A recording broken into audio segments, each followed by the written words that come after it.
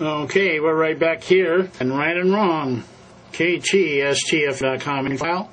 I'm John Matthews, your host, tonight and every Saturday night at 6:30 p.m. Pacific Standard Time, right here on the old KTSTFM.com.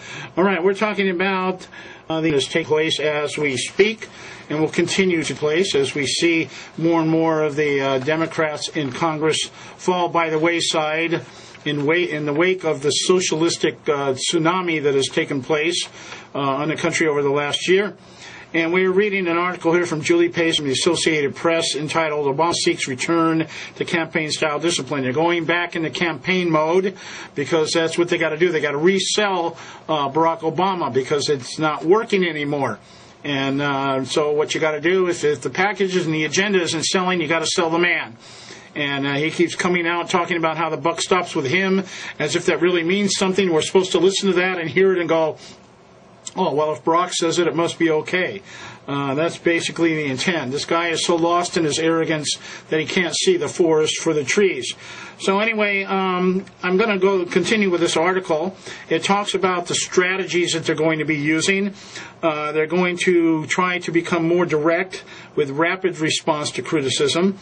They're going to basically kind of curtail what's going on, or try to curtail what's going on in press. And like I said, it's going to be more direct with rapid response. That means there's going to be more spinning. There's going to be more perpetuating enemies. There's going to be more creating the idea that it's everybody's fault but Barack Obama's. I wouldn't be surprised if Barack Obama begins every talk now with, hey guys, remember that George Bush is the one responsible for everything. And that's going to become his cell line. It already has, but it's going to become even more and more evident. They're talking about being able to counter-see misinformation. What they mean by that is they have to respond faster when people find out the truth. And they're going to have to sell that as misinformation, lies, slander, and spin. That's basically saying they're going to get better at spinning things. The other thing they're going to do is that there's going to be more events in which Barack Obama speaks directly to the public and not to the press. You're going to see more and more of these town hall things. They're taking the idea of the Tea Party and they're going to take it out and try to do the same thing with the liberal Nazi agenda. That is, he's going to get selected crowds in front of him, people that believe in him, and he's going to perpetuate town hall meetings and try to give the impression that the majority of Americans support him. You'll see more events at unions, union places of work, community organizations, schools, everywhere where he's dumping government dollars into, and this is where he'll be conducting his propaganda events. They're going to carefully choreograph their interactions with the press, which means they're going to probably start hand-picking who's going to be at the press conferences, or at least hand-picking who asks the questions, or even planting the questions in his press corps, as it's called today.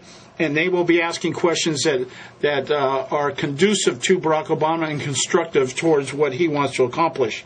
Anyway, they're saying basically that anything that didn't help us get him elected, we're not going to do anymore. So the propaganda war is on, and we can expect that. And when they use propaganda, it's only because of one thing. They can't do it the right way. They can't do it the legal way. Now, in line with that, I've ran into a couple of articles. And this is the one thing you need to understand about this type of thing going on in the country today. When you have somebody like Barack Obama or even a George Bush, somebody who people begin to see as extreme in their ideas and beliefs, I don't think George Bush was extreme. I think he was kind of adult. But the left painted him as extreme, and people bought into it. And his second term in office was evidence of that. What happens is, on both sides of the aisle, right and left, the extremists pop up. People that are just so impassioned or so emotional about what's going on that they just go crazy with it. We have people here in the press, and this is the kind of stuff you're going to see more of,